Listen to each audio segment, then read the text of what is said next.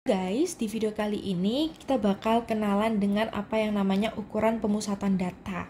Nah, ukuran pemusatan data sendiri sebenarnya udah diajarin ya sama guru-guru kalian di kelas 12 semester 1 di materi statistika.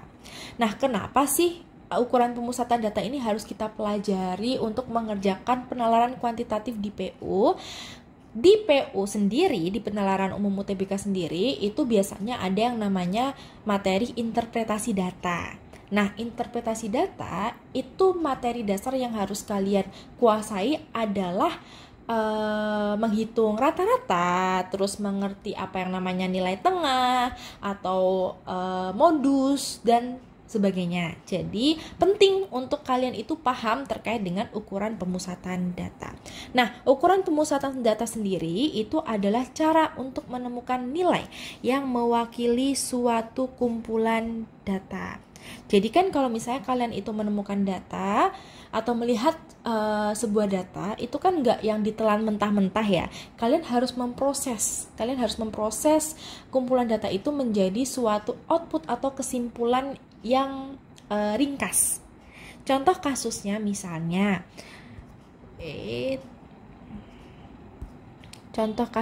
itu misalnya di sekolah ya, remedial bagi siswa yang nilainya di bawah rata-rata. Nah, kalau misalnya guru bilang nih ke kalian, kalian remedial nih bagi siswa yang nilainya di bawah rata-rata. Nah, rata-ratanya itu gimana sih kita carinya? Terus kalau untuk contoh kasus di ekonomi itu sendiri, misalnya penjualan tepung yang paling tinggi.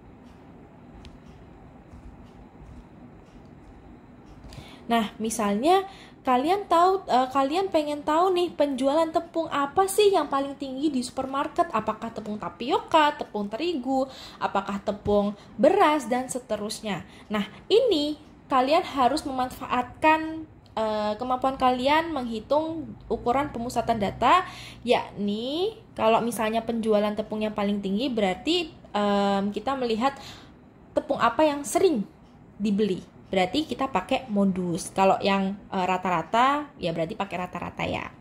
Seperti itu. Nah, kira-kira kegunaan lain untuk ukuran pemusatan data itu apa sih? Apakah ada selain ini? Oke. Nah, kegunaan lainnya itu yang pertama adalah perbandingan data. Nah, perbandingan data itu maksudnya gimana sih? Contohnya ketika rata-rata kelas A lebih tinggi. Terus kalau misalnya menentukan tren atau pola. Menentukan tren atau pola itu contohnya sebagian besar siswa kelas A memiliki nilai matematika 80. Nah, yang lainnya, yang terakhir yakni membagi data. Contohnya itu kelompok nilai rendah dan kelompok nilai tinggi. Nah, kalau untuk perbandingan data, itu kan rata-rata kelas A lebih tinggi. Nah, untuk mencari rata-rata itu ya, kita memakai rata-rata atau mean.